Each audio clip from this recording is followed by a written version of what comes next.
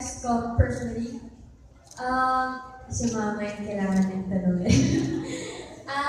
Pag sa mga ganyan, si mama naman parati nang minimake sure yung financially, siya yung nag-handle ng lahat. And kinakonsult niya ako, of course, yung parang may ganyan-ganyan.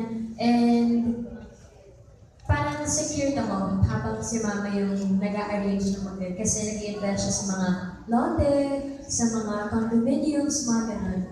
Para kung ano man mangyari in the future, meron ako na-allot for myself.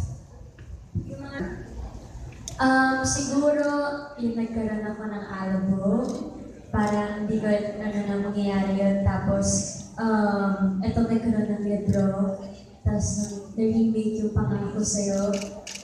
And nagkaroon ng movie. So, feeling ko yun yung ilan sa mga na-invest ko in showbiz na pinaghirapan ko rin over the years.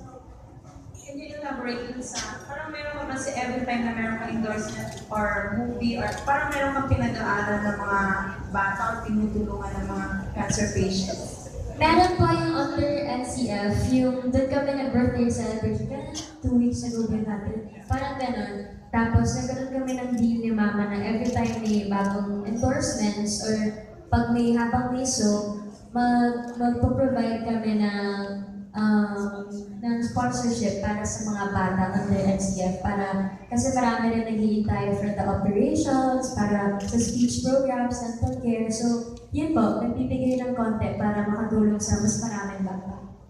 And alam ko, may invest din ng mga fan groups may ilang fan groups na sinabi kay Mama because of the event at naging aware sila. So, pati sila naging involved sa pagtulong sa NCF. Kaya nakakatawa kasi mas nakilala na nila yung foundation na tinutulungan ko.